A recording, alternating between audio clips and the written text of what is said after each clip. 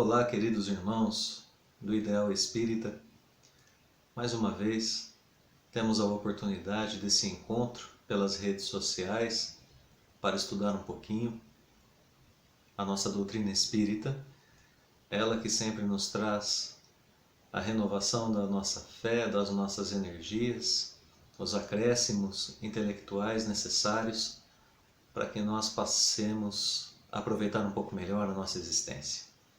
Assim, convidamos a todos nesse momento a estudar duas noções muito importantes dentro do Espiritismo: a noção do bem e a noção do mal.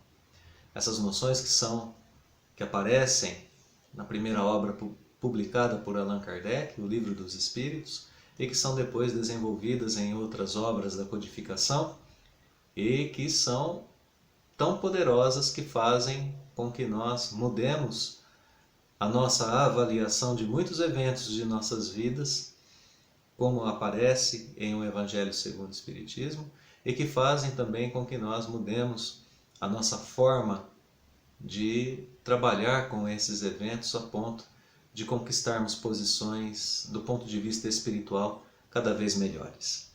Para a gente começar a estudar essas duas noções, eu quero primeiramente chamar a atenção para o último capítulo da segunda parte de O Livro dos Espíritos. Esse capítulo traz em si o título dos Três Reinos e vai tratar, obviamente, do reino mineral, vegetal e animal, na pesquisa que o codificador faz, que nos traz alguns ganhos muito interessantes. A princípio, nós olharíamos para esse capítulo e pensaríamos mesmo no porquê esse capítulo está nessa parte do livro, já que no começo de O Livro dos Espíritos, na sua primeira parte, o primeiro e maior princípio que aparece para o Espiritismo é Deus. Allan Kardec trata em primeiro lugar deste princípio, o princípio máximo do Espiritismo, sem o qual não existe a própria doutrina. Logo em seguida, descobrimos os dois princípios criados por Deus, que são elementares no universo, espírito e matéria. Assim, definida ou colocada em termos muito simples, obviamente, essa primeira parte do livro, passamos à segunda parte, que trata justamente das relações entre esses dois princípios, espírito e matéria, o espírito estando ora encarnado, ora desencarnado, ora encarnando, ora desencarnando, estando encarnado e influenciando o lado de lá da vida, como quando, por exemplo, fazemos uma prece, ou estando desencarnado e influenciando o lado de cá, como quando, por exemplo, recebemos uma boa intuição do nosso anjo guardião, e assim por diante. Todas essas possibilidades para o espírito imortal que em determinado ponto da sua evolução teria deixado de ser apenas princípio inteligente para animar corpos humanos. E aí então, depois de todo esse estudo, a gente chega num capítulo que é o capítulo que antecede imediatamente as leis morais, a terceira parte do Livro dos Espíritos, que trata do reino mineral, vegetal e animal. E pensaríamos, bem, qual a função desse capítulo justamente colocado nesse ponto teórico, nesse ponto do desenvolvimento teórico do Livro dos Espíritos? É que através dessa pesquisa, desse estudo que Allan Kardec faz, ele vai descobrir pontos essenciais e primordiais para o desenvolvimento das leis morais. E isso nos interessa muito, porque esses conceitos, essas noções do bem e do mal que estão nas leis morais, pertencem exatamente a esse âmbito. E sem esse estudo, que está nesse pequeno capítulo, que vai das questões 585 a 613, nós temos então aqui toda a fundamentação necessária para as leis morais. E é justamente nesse sentido que eu quero resgatar alguns pontos principais desse capítulo. A primeira coisa que a gente observa já é colocada ou colocado para nós um resumo do que será a busca de Allan Kardec na questão 585, que é a questão de abertura do capítulo. Ali o codificador pergunta aos espíritos superiores o que eles acham dessa divisão da natureza que nós fazemos comumente em 3 reinos, ou sobre a possibilidade de um 4º reino. Dirão os espíritos superiores que essa divisão é boa e ela só depende do ponto de vista pelo qual é analisada a natureza. Se analisada do ponto de vista exclusivamente material, nós temos então essa divisão dos 3 reinos, mineral, vegetal e animal. Porém, pode haver um 4º reino se levarmos em consideração o reino moral, reino ao qual pertencem exclusivamente os seres humanos.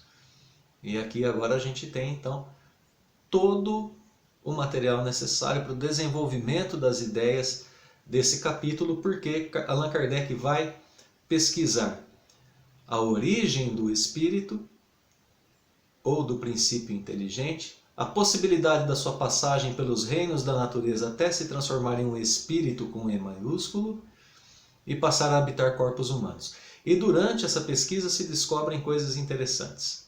A origem, o modo como o espírito foi criado, em seus íntimos detalhes, é algo que pertence ainda aos mistérios divinos, para espíritos do nosso nível evolutivo.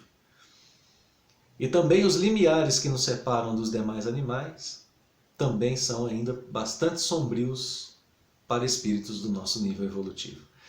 No entanto, nós temos outros ganhos durante essa pesquisa. Por exemplo, durante essa pesquisa nós descobrimos as principais diferenças que nós temos com os demais animais, que essas diferenças são essenciais para a formação dos critérios morais, ou para a formulação das leis morais que nós temos em O Livro dos Espíritos e depois desenvolvidas principalmente no Evangelho segundo o Espiritismo.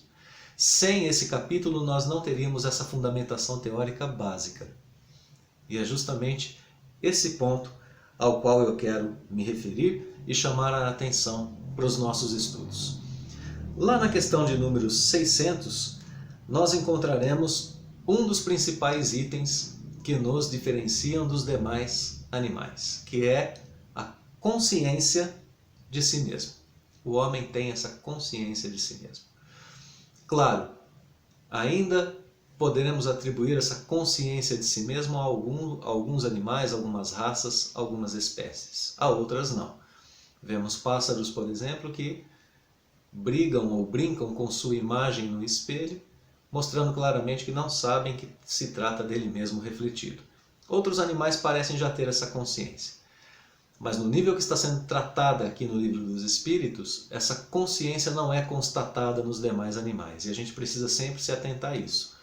Consciência de si mesmo aqui significa essa capacidade que o ser humano tem de conversar consigo mesmo.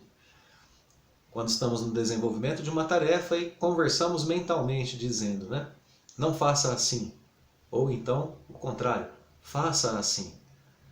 Ou então, toma atento, rapaz. Né? Essas conversas internas que nós temos com a gente mesmo e que nos tornam capazes de nos avaliarmos, de reconstruirmos as nossas atitudes, de nos colocarmos no lugar do outro, inclusive, às vezes, para fazer essa análise, essa avaliação da nossa vida e de nós mesmos. Consciência da própria individualidade. Outros itens aparecem, como por exemplo a inteligência, o aspecto emocional vão aparecer. E a gente vai sempre ter essa dificuldade dessa separação entre o que nos diferencia dos animais. Pois a inteligência eles também mostram em certo nível. No Livro dos Espíritos, a inteligência dos animais é tratada ou definida como sendo o instinto, um tipo de inteligência rudimentar. O aspecto emocional nós também identificamos em muitos animais. Se a gente dá uma bronca no nosso cachorrinho, a gente percebe que ele fica magoado. E assim a gente vai percebendo que eles têm pontos de grande proximidade conosco. Mais uma vez, uma ressalva. A inteligência é colocada em um nível aqui no Livro dos Espíritos que não pode haver no mundo animal. Na questão de número 604A, nós vemos a expressão que diz que a inteligência para produzir a vida moral é única e exclusivamente do ser humano. Então, essa vida de inter-relação pessoal, essa inteligência que avalia, analisa e pensa a vida de inter-relação pessoal de modo ideal, é própria apenas do ser humano, não dos demais animais. E agora, os ingredientes principais para a fundamentação das leis morais, na questão de número 599 e também na questão de número 600. Vida espiritual dirigida por sua livre vontade, livre arbítrio. E por fim, consciência do seu futuro, capacidade de distinção entre o bem e o mal e a responsabilidade por seus atos. Então agora a gente já sabe que se nós temos as leis divinas bem fundamentadas, aquele princípio primeiro que é Deus, né? Inteligência suprema, causa primária de todas as coisas. Princípio causador e mantenedor do universo. Agora a gente tem a nossa parte a ser desenvolvida na criação. Justamente porque agora, no decorrer da nossa evolução como espíritos, nós ganhamos faculdades que nos permitem identificar o bem, identificar o mal, através da nossa inteligência, escolher pelo livre-arbítrio entre um ou outro e agir de acordo com nossa escolha. Assim nós podemos ser responsabilizados pelas nossas faltas ou termos mérito pelos nossos acertos. E é assim, em termos básicos, que funciona a lei divina e que funciona o progresso dentro das leis morais, dando mérito a cada espírito por suas escolhas, por suas avaliações e por aquilo que ele desenvolve no decorrer da sua vida espiritual. Mas ainda falta um ingrediente que é muito importante e que esse talvez seja o ponto máximo da distinção que Allan Kardec busca entre nós e os animais. E ele está na questão de número 592, na resposta que os espíritos superiores dão a Kardec diante dessa dificuldade de encontrar essa fronteira entre a vida humana e a vida animal. Dizem ou escrevem os espíritos superiores: pobres homens, que vos rebaixais mais do que os brutos, não sabeis distinguir-vos deles? Reconhecei o homem pela faculdade de pensar em Deus. E vejam que maravilhosa que é essa resposta. Voltamos ao primeiro princípio da doutrina, não é? Esse princípio que então vai fundamentar, dar a possibilidade também de fundamentação das leis morais junto com essas faculdades conquistadas pelo Espírito. Justamente porque esse princípio, ele é causa primária, então ele é causa única de todos os seres, inclusive dos seres humanos. Ele é causa única, temos uma única origem, desse ponto de vista teórico. Temos uma única tarefa, progresso constante, incessante.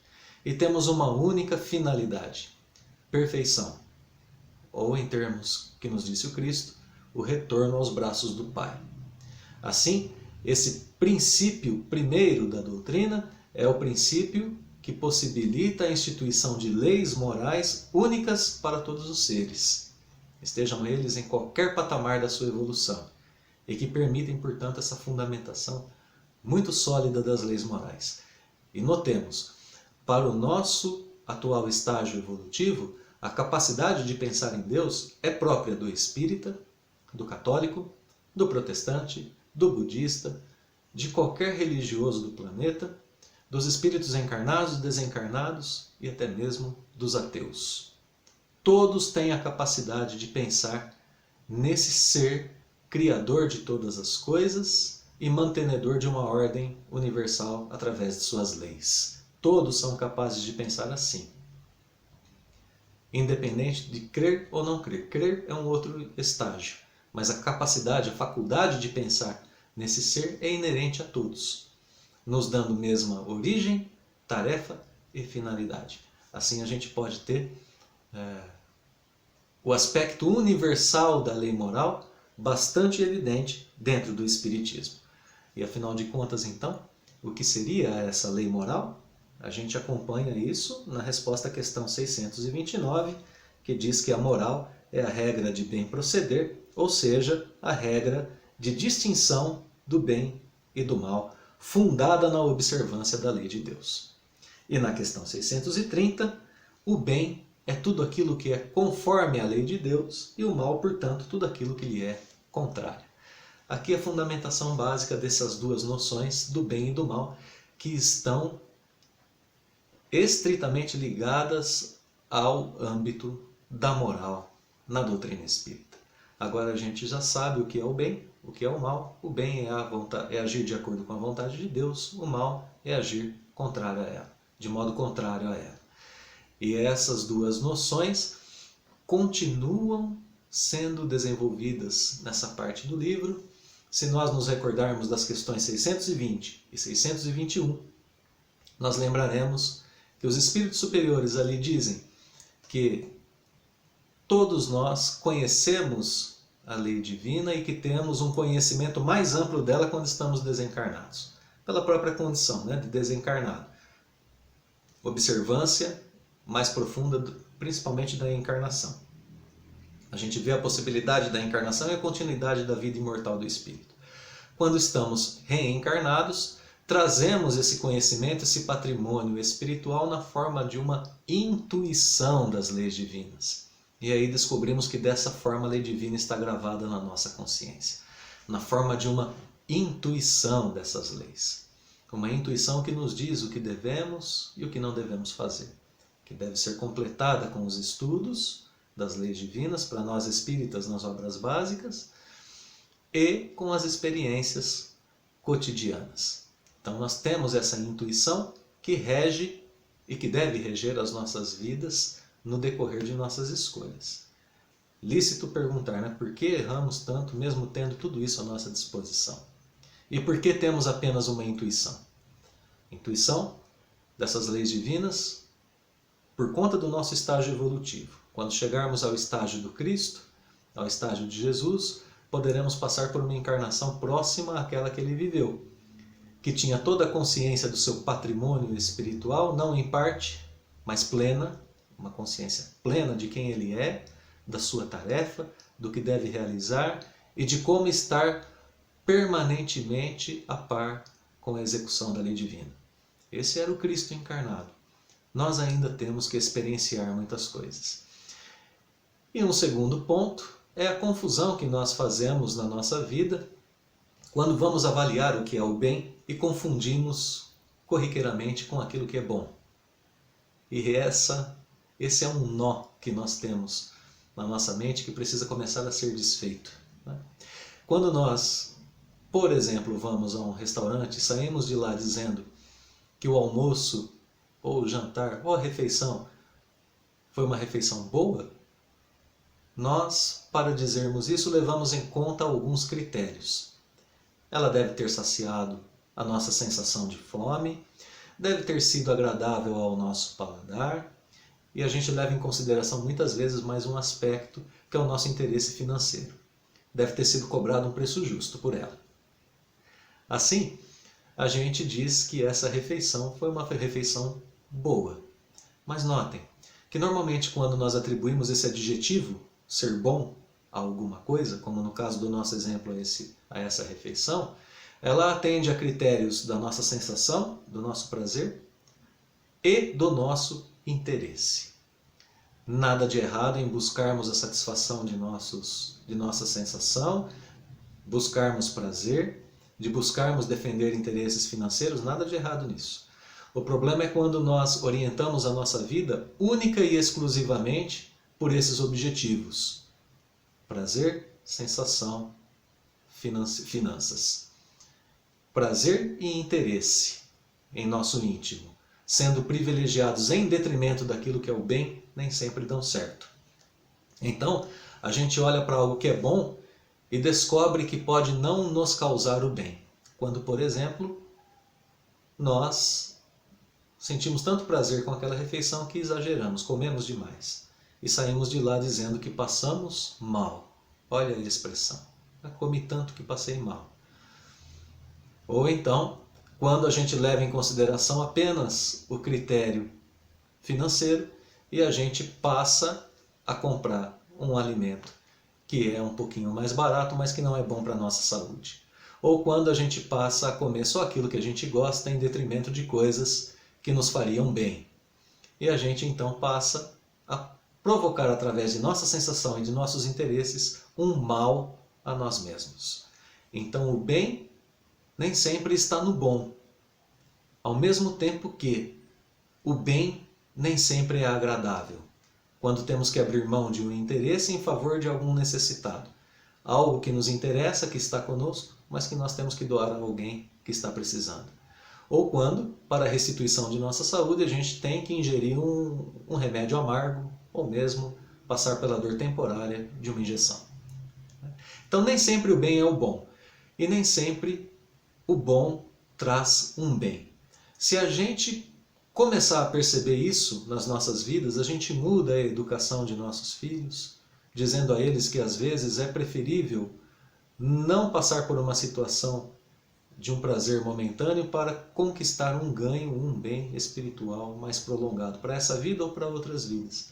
A gente passa a orientar melhor as nossas escolhas, os nossos valores, os nossos ideais, e a gente passa a viver de forma mais certeira essa relação com as coisas materiais que nós somos obrigados a viver no dia a dia. Quando a gente, enfim, passar a trocar um pouco essa questão do que é o bem, do critério do bem e do critério do que é o bom. O bom muitas vezes relacionado à nossa sensação e ao nosso interesse. E o bem muito mais próximo da questão moral, muito relacionado ao âmbito das leis morais. Se a gente começar a passar, a perceber isso, a gente vive de forma melhor. E por que então a gente continua errando? Primeiro ponto é essa confusão que a gente faz entre os interesses, os valores da vida terrena e os valores da vida espiritual. O que é bom, o que é momentâneo e o que é o bem, o que é duradouro. Esse bem que não pode ser encontrado ali na esquina, que não é uma coisa palpável, mas que é um conceito que nos permite dizer que assim as nossas condições ideais, condições de equilíbrio, condições de manutenção, condições de aprimoramento e progresso da nossa vida individual e coletiva estarão sendo atendidas quando praticamos o bem. Assim, a gente passa a entender mesmo a necessidade da nossa reencarnação. Se a gente tem apenas, no nosso nível evolutivo, essa intuição do que é o bem e do que é o mal, o livre-arbítrio, a capacidade de escolha, a gente está sujeito ao erro. E é por isso que a gente reencarna. Para que a gente possa restituir as faltas do passado e para que a gente possa ganhar experiência que nos dará um conhecimento de causa nas nossas escolhas futuras, para que elas sejam mais acertadas. Na questão 634, escrevem os espíritos superiores que o espírito ganha experiência e que é preciso, portanto, que ele conheça o bem e o mal. Eis o porquê se une ao corpo. Assim, agora a gente já tem um quadro bastante completo de que nós temos em nós as faculdades, os recursos e na vida as experiências para que nós passemos a utilizar essas nossas noções do bem e do mal em nosso favor. A gente tem a inteligência para avaliar, a gente tem a consciência a nos chamar para avaliações melhores quando a gente está prestes a errar, e a gente tem a experiência como comprovação daquilo que a gente tem como ideal, para a gente de fato reforçar, reformar, continuar trabalhando no bem que a gente já fez, ou para a gente modificar quando a gente erra. E esse é o tempo em que nós vivemos essas experiências de maneira cada vez mais profundas. Nós estamos, como dizíamos há pouco, no limiar de uma transformação de provas e expiações para a regeneração, e começam a surgir em nós essas novas necessidades, como já surgiram há tempos atrás em outros cristãos, como por exemplo em São Vicente de Paulo, que nós conhecemos muito bem a história, um espírito envolvido com o hedonismo, um espírito que gostava bastante, enquanto aqui encarnado, dos bens terrenos, da companhia, das pessoas que gostavam, como ele, do desfrute das coisas terrenas, e que chegou em certo ponto da sua vida que começou a sentir aquele vazio por dentro, esse vazio que muitos de nós sentimos hoje, quando avaliamos a nossa vida profissional, os nossos ganhos materiais, e que pensamos em certo ponto da nossa existência, parece que falta algo. E de fato, São Vicente percebeu que faltava mesmo algo, assim como nós percebemos que falta algo. Falta uma experiência nova, uma experiência que nós ainda não temos.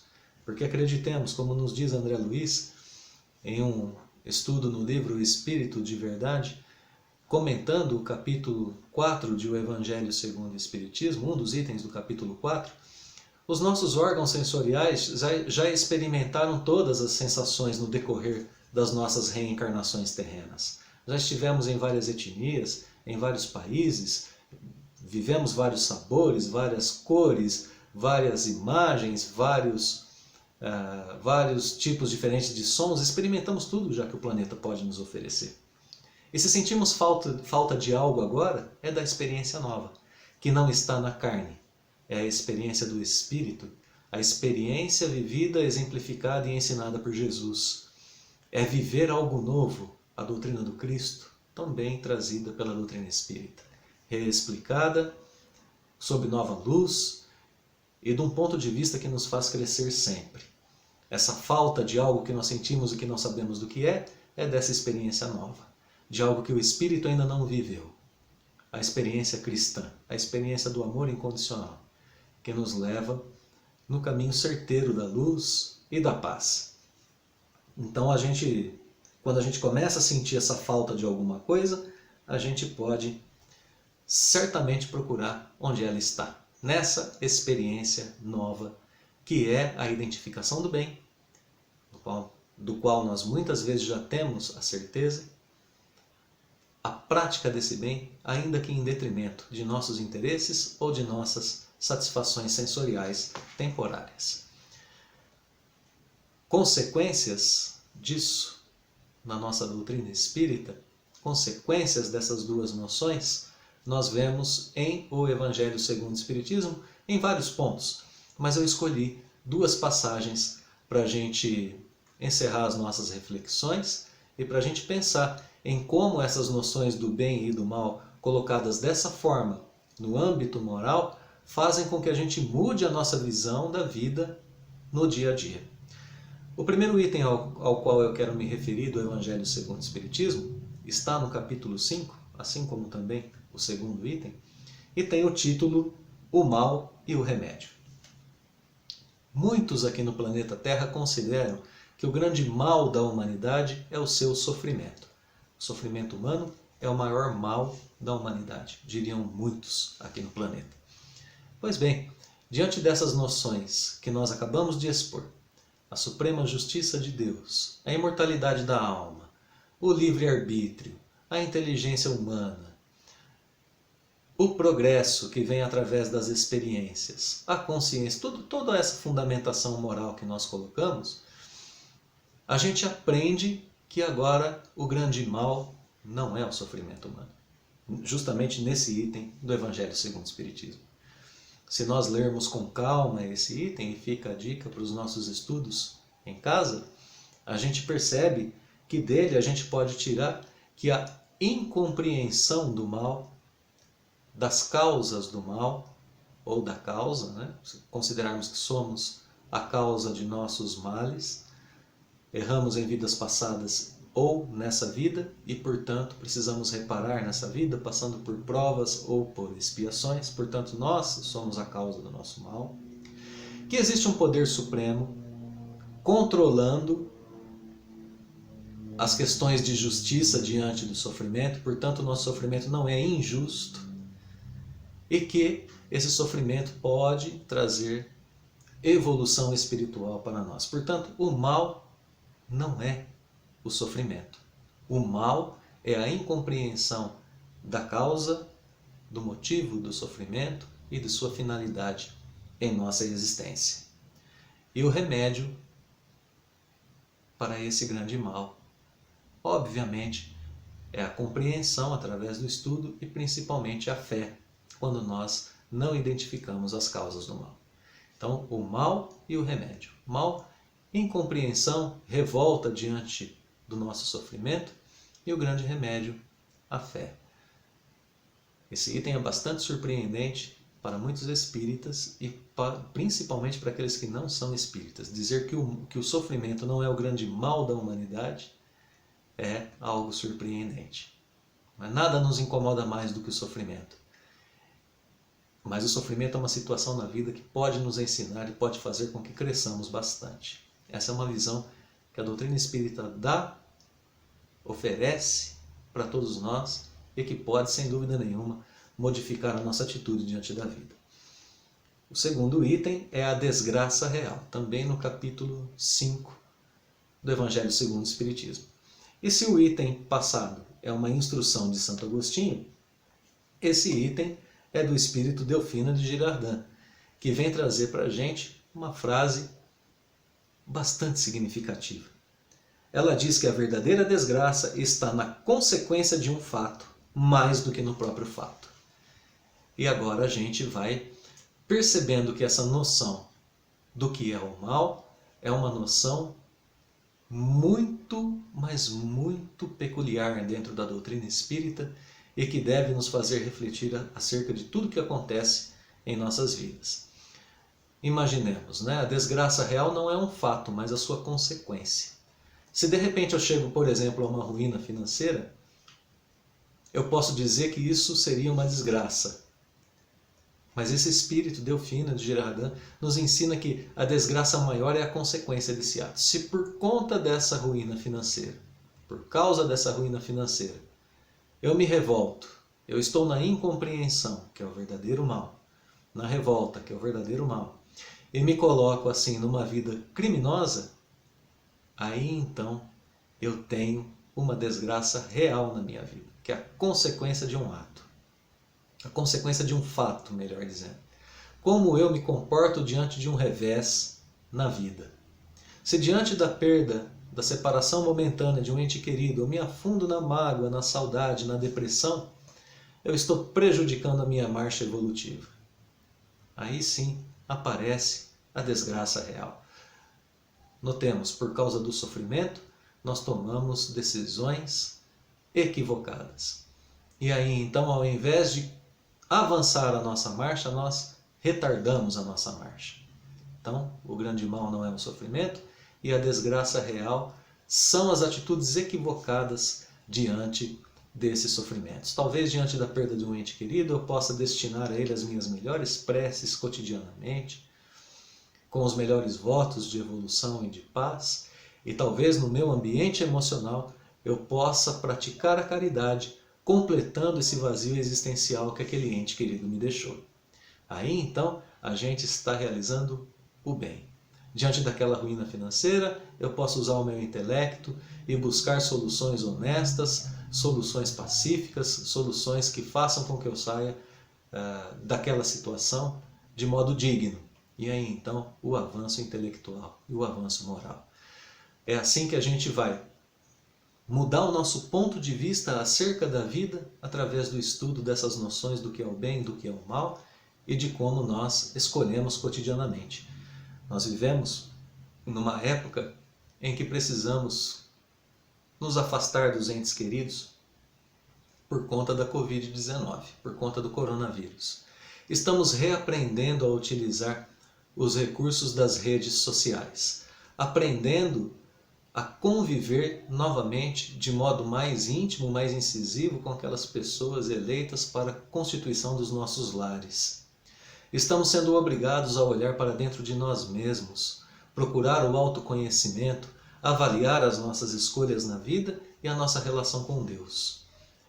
Que momento maravilhoso é esse, em que a espiritualidade, em que a mão do Criador leva a raça humana a olhar para um outro lado, a virar os seus olhos para uma nova possibilidade, a repensar o seu modo de vida, a repensar aquilo que é o bem, a repensar aquilo que é o mal e a, de fato, fazer escolhas mais certeiras, porque afinal de contas nós estamos no limiar que marca o final dos tempos, das rudes expiações e das provas mais pesadas, para passarmos a um mundo de regeneração.